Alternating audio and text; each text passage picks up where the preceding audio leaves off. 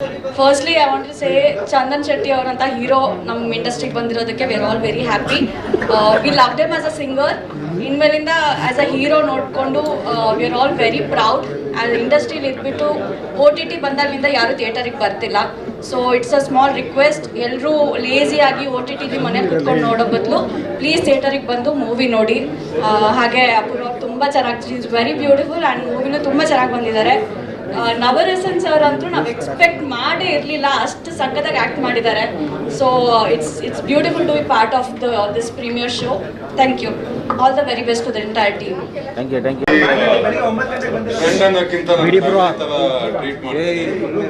ಯಾವಾಗೂ singing and ಅವ್ರ talent ಬಗ್ಗೆ ಕ್ಲೋಸ್ ಆಗಿ ನೋಡ್ತಾ ಇದ್ದೆ.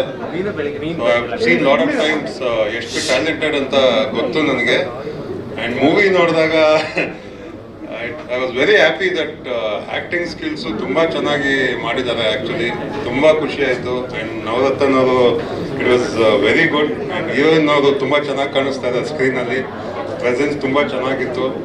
ಆ್ಯಂಡ್ ಅಟ್ ದಿಸ್ ಮೂಮೆಂಟ್ ನಾವು ತುಂಬ ಲೋಯೆಸ್ಟ್ ಪಾಯಿಂಟಲ್ಲಿ ಇದ್ದೀವಿ ಇಂಡಸ್ಟ್ರಿ.